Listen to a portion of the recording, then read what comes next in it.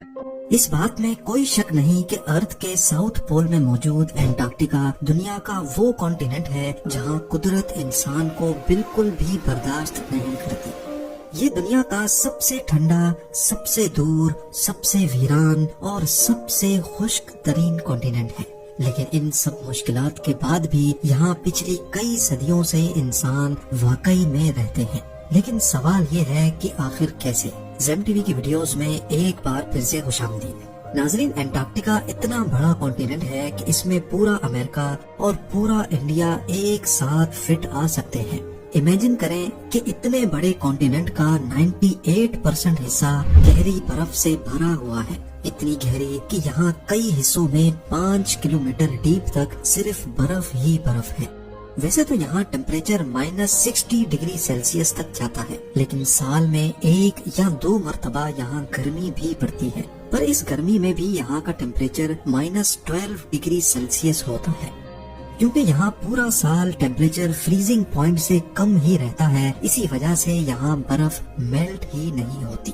ہر سال انٹارکٹیکا میں 2 inch additional برف پڑتی ہے۔ ویسے تو یہ فگر بہت کم ہے، لیکن پچھلے کروڑوں سالوں سے 2 انچ کر کے یہاں برف کی لیئرز بڑھتی ہی چلی جا رہی ہیں۔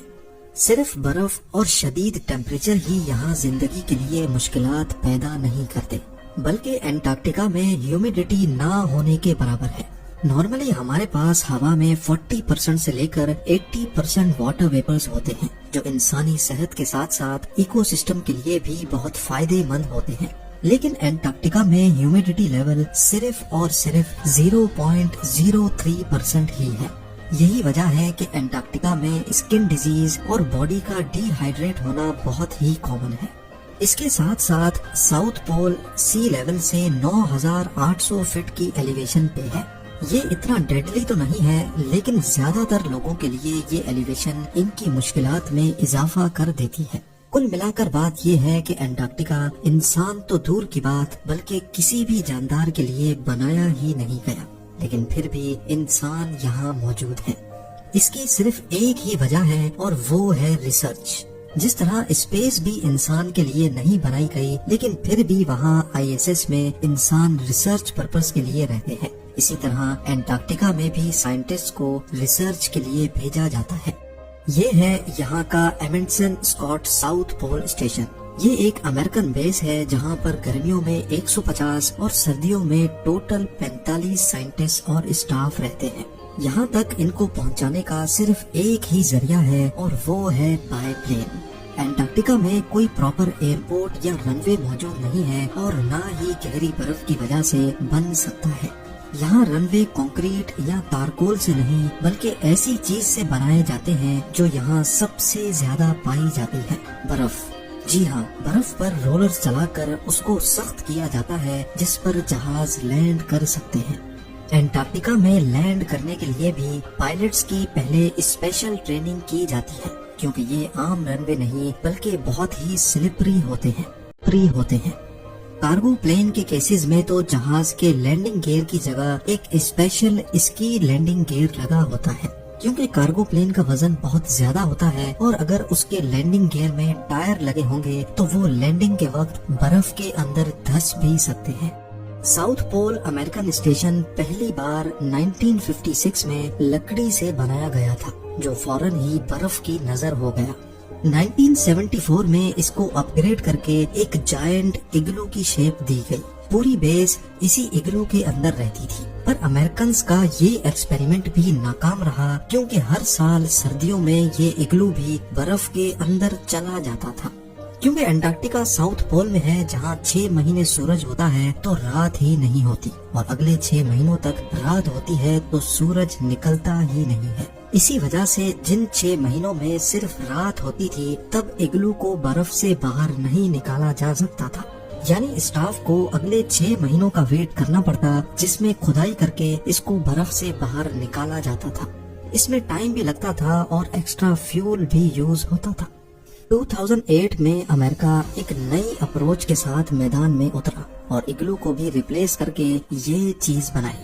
اس بلڈنگ کی خاص بات یہ ہے کہ اس کی شیپ ایرو ڈائنامک ہے اور اس کو ہائیڈرولک پلرز پر برف سے تھوڑا اٹھا کر کھڑا کیا گیا ہے۔ एरोडायनेमिक शेप की वजह से तेज हवाएं इसके ऊपर और नीचे बर्फ को इकट्ठा नहीं होने देती, लेकिन हर 10 सालों के बाद फिर भी इसके नीचे बर्फ जमा हो जाती है, लेकिन तब इसको आसानी से अपलिफ्ट किया जा सकता है। एंटार्क्टिका एक फ्री कॉन्टिनेंट है, यानी इसको कोई भी कंट्री ओन नहीं करती। यहाँ पर 29 कंट्रीज के अपने अपने रिसर्च स्टेशंस बने हैं, लेकिन सवाल ये है कि साउथ पोल में कौन सी ऐसी रिसर्च होती है जो दुनिया में कहीं और मुमकिन नहीं। यहाँ ज्यादातर स्पेस रिलेटेड और एस्ट्रोनॉमिकल रिसर्च होती है। असल में नॉर्मली हवा में मौजूद वेपर्स आसमान को धुंधला कर देते हैं, और अगर हम ट्रॉपिकल एटमॉस्फेयर में टेलीस्कोप लगाएंगे तो ज्यादा दूर तक नहीं देख सकते। साउथ पोल में ह्यूमिडिटी ना होने की वजह से आसमान बहुत क्लियर नजर आता है, और टेलीस्कोप्स स्पेस में लाखों लाइट ईयर्स दूर तक भी आसानी से देख सकते हैं।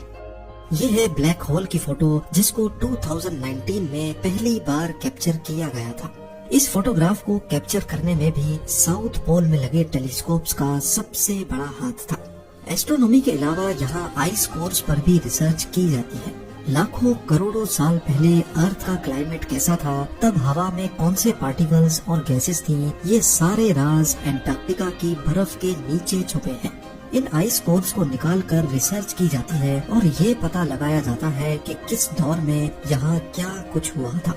साउथ पोल में हार्श वेदर कंडीशंस की वजह से कम रिसर्चर्स को भेजा जाता है। रिसर्चर्स सिर्फ इक्विपमेंट लुक आफ्टर करते हैं और सारा डाटा उनको यहाँ से बाहर अपनी अपनी कंट्री में भेजना होता है। जैसे यहाँ आने का सिर्फ एक ही जरिया है, वैसे ही यहाँ से निकलने का भी सिर्फ यही जरिया है। साउथ पोल में सिर्फ 3 महीनों का पीरियड होता है जिसमें एयरक्राफ्ट्स आ या जा सकते हैं। बाकी पूरा साल यहाँ से बाहर निकलना करीब इम्पॉसिबल है। एंटार्क्टिका से भी दूर ह्यूमैनिटी अगर कहीं और है तो वो है इंटरनेशनल स्पेस स्टेशन में। लेकिन यहाँ मौजूद एस्ट्रोनॉट्स को भी अगर स्पेस से एवैक्यूएट करना हो तो वो किसी भी वक्त अपने आप को ओशन में लैंड करवा सकते हैं, लेकिन एवैक्यूएशन का ऑप्शन एंटार्क्टिका पर अप्लाई ही नहीं होता।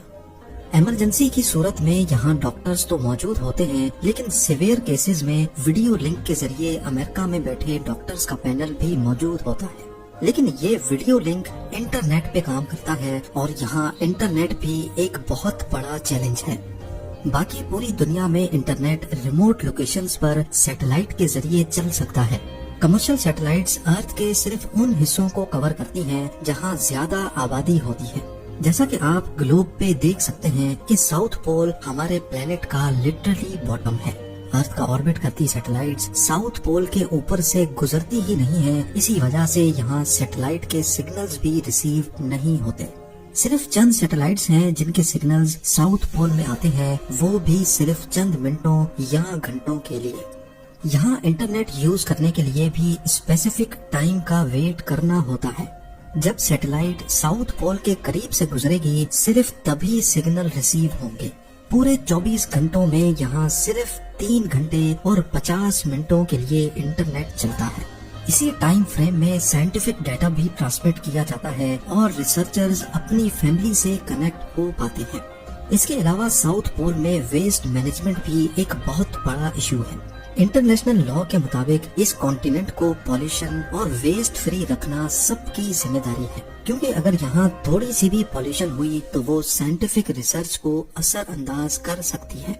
इसका मतलब है कि यहाँ जो चीज भी आएगी उसको अल्टीमेटली वापस भी जाना है। यहाँ स्टेशंस का वेस्ट पूरे साल इकट्ठा करके उसको कोस्ट पे मौजूद मैकमुर्दो स्टेशन पे ट्रांसफर किया जाता है, जहाँ इस वेस्ट को प्रोसेस करके साल में सिर्फ एक बार आने वाली शिप पर वापस यूएस रवाना कर दिया जाता है।